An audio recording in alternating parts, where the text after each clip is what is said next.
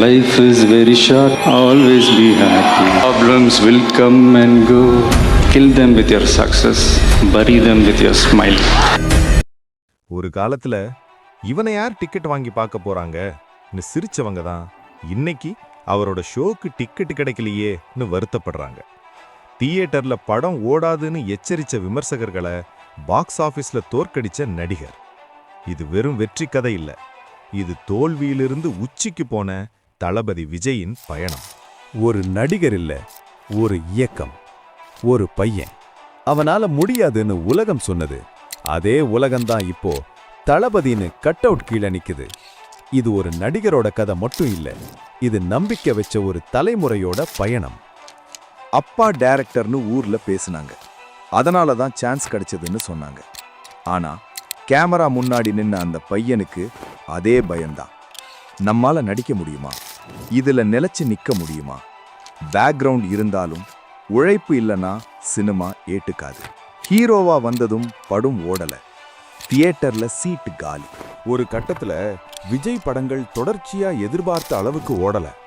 ஒரே மாதிரி கதை, ஒரே மாதிரி மாஸ் டயலாகு, இவனுக்கு இனி திரும்பி வரவே இல்லைன்னு பலர் முடிவு பண்ணிட்டாங்க. சில தியேட்டர் உரிமையாளர்கள் கூட விஜய் படம் போட்டா செட் ஆகாதுன்னு வெளியில பேசினாங்கன்னு சொல்லப்படுது. விமர்சனங்கள் கடுமையாயின. நடிப்பே வராது, டான்ஸ், ஃபைட், சிரிப்பு எல்லாமே ரிப்பீட்னு எழுதினாங்க. ஆனா அந்த பையன் ஓடல, நின்னா. விஜய் ஒரே ஒரு விஷயத்தை விட்டு கொடுக்கல, அவரது வேலை.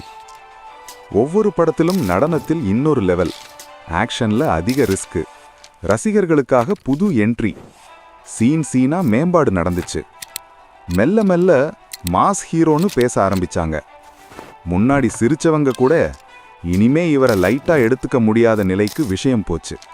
1996 பூவே உனக்காக. தியேட்டர்ல அமைதி இல்ல, சிரிப்பு. பையனும் பொண்ணும் அம்மாவும் அப்பாவும் எல்லாருக்கும் பிடிச்ச முகம்.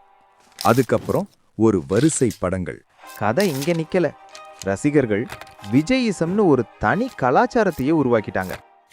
First day first show, banner, பாலூற்றல், மாஸ் செலிப்ரேஷன். இது வெறும் ஃபேன் காட்டம் இல்லை, இது ஒரு தலைமுறையோட உணர்ச்சி. கேரளா முதல் வட இந்திய மாநிலங்கள் வரைக்கும் தமிழே தெரியாதவங்க கூட தளபதின்னு கூப்பிடுற நிலை வந்துச்சு. ஒரே கணத்தில் மல்டி லாங்குவேஜ் மார்க்கெட்டில் பெரிய பெயரா விஜய் மாறினார். காதலுக்கு மரியாதை, லவ் டுடே, துள்ளாத மனமும் துள்ளும், soft Vijay, love, emotion, innocence. Family audience connect ஆனாங்க. கிரிட்டிக்ஸ் மெதுவா குவைட் ஆனாங்க. ஃபேன்ஸ் உருவாக ஆரம்பிச்சாங்க. 2010க்கு அப்புறம் விஜய் படங்களோட டோன் சேஞ்ச். துப்பாக்கி, அலர்ட் மெசேஜ், கத்தி, விவசாயி குரல், சர்க்கார், கேள்விகள். ஸ்கிரீன்ல மெசேஜ், ஸ்கிரீனுக்கு வெளியே ரெஸ்பான்சிபிலிட்டி. ஃப்ளட் வந்தப்போ போஸ்டர் இல்ல, உதவி. பிளட் டொனேஷன், படிப்பு ஹெல்ப், ஏழைகளுக்கு உதவி. யாரும் சொல்றதுக்கு முன்னாடியே ஃபேன்ஸ் களமே பண்ண ஆரம்பிச்சாங்க. அப்போதான் எல்லாருக்கும் புரிஞ்சது, இது ஃபேன் கிளப் இல்ல, இது மூமெண்ட். விஜயிசம்னா பிளைண்ட் வர்ஷிப் இல்ல, நம்பிக்கை. நம்ம மாதிரி சாதாரண ஆளும் முயற்சி பண்ணா முன்னேறலாம்னு சொல்ற எண்ணம், முயற்சி பண்ணாம விடக்கூடாதுன்னு சொல்ற தைரியம். எனக்கும் ஒரு செகண்ட் சான்ஸ் கிடைக்காதான்னு ஆசைப்படுற எல்லா போராளிகளுக்கும் ஒரு சின்னம். ஒரு காலத்துல தோல்வியால, விமர்சனத்தால நொறுங்கி போன ஒருவரின் பாதை இன்று ஆயிரக்கணக்கான இளைஞர்களுக்கு வழிகாட்டுதலா நிக்குது. 30 வருஷம், நிறைய பேச்சு, அதைவிட அதிகமான அன்பு. விஜய் ஒரு நடிகர் மட்டும் இல்ல, ஒரு பயணம், ஒரு காலம், ஒரு தலைமுறை. அதனால தான் இது சினிமா கதை இல்ல, இது நம்ம கதை. பராஜயத்திலிருந்து முதலிடத்துக்கு வந்த இந்த பயணம் ஒரு நடிகரின் வெற்றி கதை மட்டும் இல்ல, நம்பிக்கையை விடாதேன்னு சொல்லும் ஒரு சக்தி வாய்ந்த பாடம்.